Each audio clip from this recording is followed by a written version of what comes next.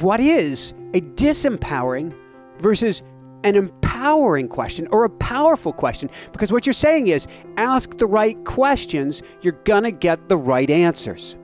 Absolutely. This is like the hallmark of the life visioning process. The universal law answers any question that you ask. And many people inadvertently, unconsciously ask disempowering questions. They ask, what's wrong? They ask, who's to blame? Things that they ask, why me? These are disempowering questions. If you ask what's wrong, then your mind will go on a hunt for everything that's wrong.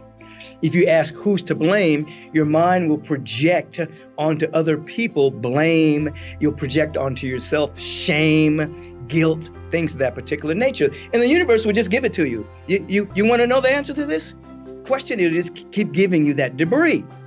But if you ask an empowering question, what gift is here for me to accept and to reveal?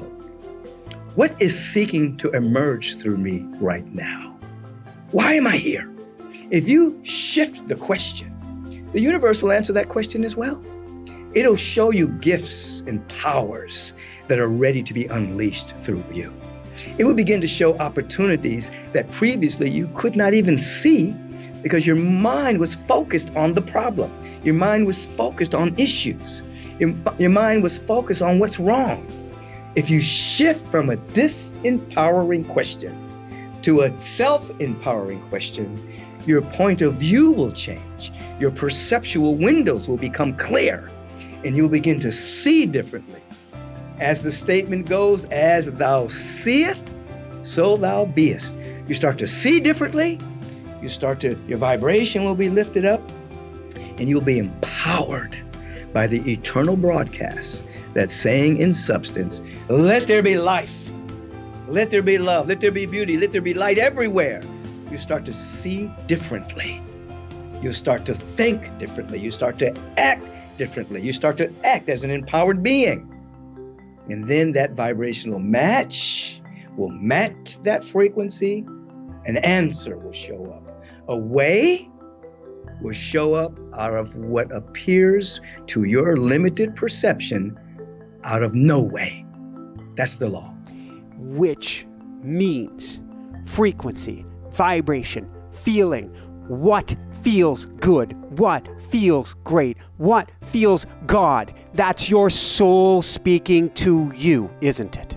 That's it. And that is a part of being loyal to your soul. Many people are being loyal to the news. They're being loyal to the newscaster that's simply a reporter. You know, I say this, two kind of reporters. There are individuals who are reporting from the old paradigm, and there are individuals who are reporting from that which is emerging. The pioneers of the possible, the pioneers of a vision. We are reporting from what is seeking to happen. The old reporters are reporting the news, which is really the olds of an old paradigm. What are you going to be loyal to? Your soul, which is saying, I have infinite possibility for you? Or are you going to be loyal to the newscasters that are casting seeds of doubt and worry and fear and anxiousness and anxiety? It's our choice. I'd rather be loyal to my soul than to the news. Thank you, which means we got to go to Genuine, we got to go to Genius, we got to go to Dr. Howard Washington Thurman, yes. Yeah. He had a very powerful statement. He talked about the voice of the genuine within us. Now, please be aware, Dr. Thurman was a mystic, even though he was cloaked in Christian garb. He was a Christian theologian, but he transcended Christianity and became ecumenical in terms of embracing all paths to awakening. I met Dr. Thurman. I stayed in Thurman Hall when I attended Morehouse College and had a chance to meet him and feel his frequency and his vibration. But he talked about the fact that there's a voice of the genuine within us. It's the voice of our soul. It's the voice of our spirit. And he went on to say that if you do not listen and follow the voice of the genuine, you'll be dangling on the strings of as a puppet, and that someone else is holding those particular strings. You won't be empowered. You'll be dangling on the strings that someone else is controlling, of which many people are dangling on the strings of the great puppeteer of fear, doubt, worry, materialism, consumerism, war, rumors of wars. The voice of the genuine is heard when you meditate. The voice of the genuine is heard when you practice the life visioning process. The voice of the genuine is heard when you affirmatively pray, not beg and beseech a reluctant deity, but to pray to have a realization of that which is real. The voice of the genuine begins to be heard when you're starting to live a life of service and generosity and kindness and compassion. And then you're no longer dangling on the strings of someone else's control. You are an instrument of infinite potential, exuding through your own soul. You become an empowered being of which everyone has the capacity to live life at this level. Every being. Woohoo! Which means, I can't believe I'm going to ask this. What in the world do fish and climbing trees and one most important question to ask ourselves has to do with anything? You got to remind me about the fish. Now, I will say this. There's so much about fish. First of all, a fish doesn't even know it's in water until it's taken out of water. Okay? We are in a field of infinite potential. And many of people are outside of that particular environment in an unconscious way. But when you get back in it, you feel at home. You feel at home. When the fish goes throws it back into water, it feels at home. Now, what do you ask me about climbing trees? You have mentioned astutely before that if a fish were to judge herself or a fish were to judge himself, you know where I'm going now.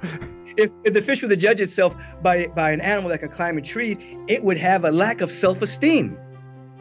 But it doesn't. A fish is a fish. A bird is a bird. They all have distinct ways of participating in reality. But here, listen to who we are. We're the image and likeness of God.